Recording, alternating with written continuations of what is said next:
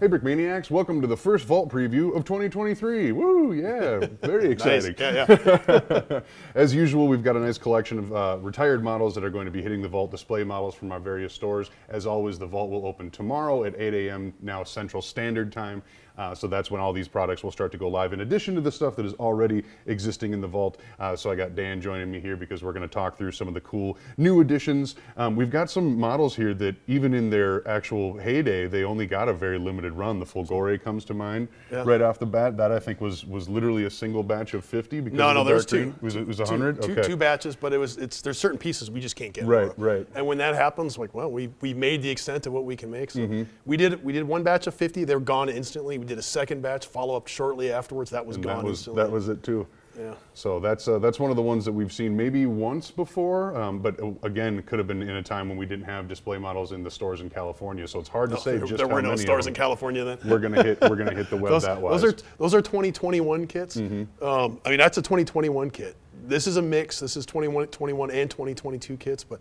I mean, I think the Sopwith. I mean, that's like a 2018, 2019. That's a throwback kit for sure. We got did a little wing damage there, but that's all right. Yeah, I think a lot of the things that are on the table here. The other one that comes to mind too is this 110, and that's because this was one of the first like super extensive print jobs. I mean, look at how nicely that artwork on the nose aligns there. Yeah.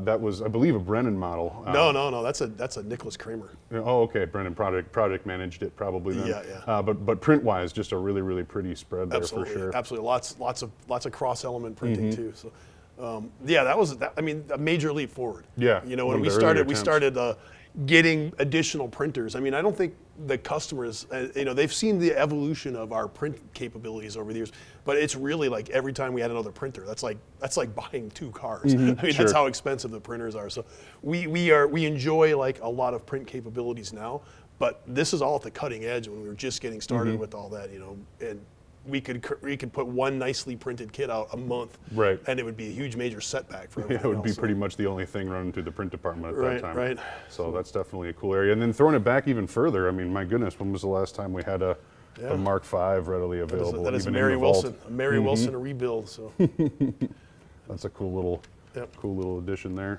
Tiger 131, another iconic build that's finally hitting the Vault after quite a run. This one went for a while. Right.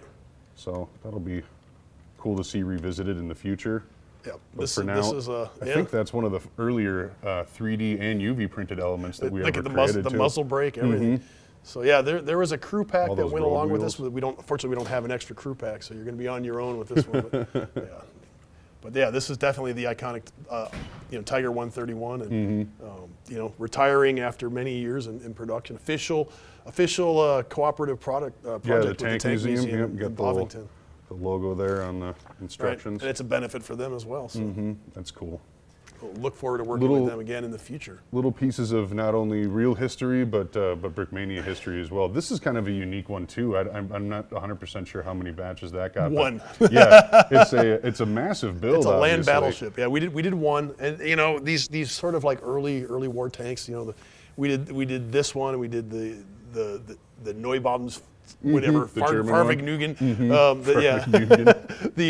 We only did one batch of each. These are these giant like mega tanks with multiple turrets and stuff. We're like, we have to do them, and they're within our realm of what we cover, but definitely like a little bit more obscure and not nearly as common as of course the heavy production tanks. So. And you can see this one's parade ready with the flag and everything ready to rock. So that's pretty cool to see. Yeah, nice little build, some printing on top there. Printing all over, yeah. It's sparingly, but just enough red stars to piss off the Russian purists. Oh, they didn't put red stars on their tanks.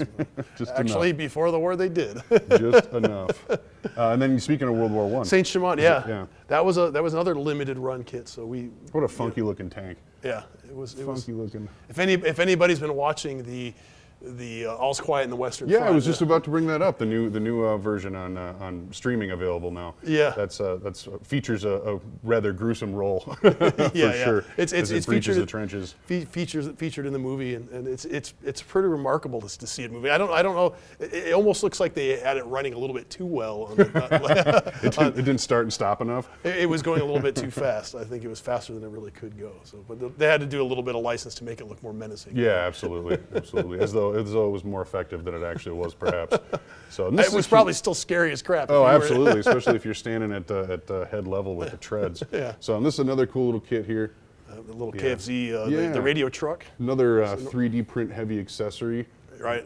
3D print, kind of a, we are experimental. We put the headphones, has a lot of radio units in it.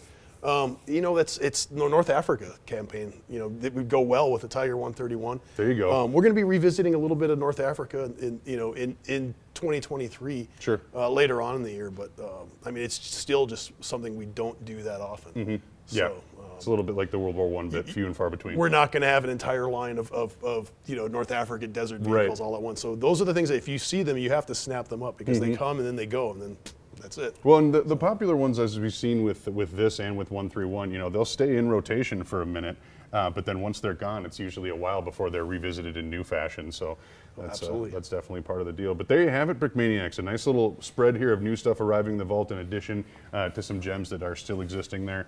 So that'll all hit the web at 8 a.m. tomorrow morning. Anything else you want to cover, Dan? Oh, Cromwell, Panzer IV. People complaining that we don't make enough Panzer IVs. That is a beautiful Panzer IV, and it is you one of your go. last chances to get this classic early war Panzer IV. So, Another nice 3D printed element on top there for that Panzer Commander. oh yeah, absolutely Very cool to see. great kit by that one's a Jasta 11. So Solid build for sure. Andrea. Solid build for sure. And then we don't have a ton of British tanks in the arsenal ever either. So No. That's definitely one to grab. A rarity of the Cromwell. That was Katya's kit. That's a nice take, a nice update on the Cromwell for sure. Cool. Well, there you have it. That's the spread. It all hits the web 8 a.m. tomorrow morning. Thank you very much for watching.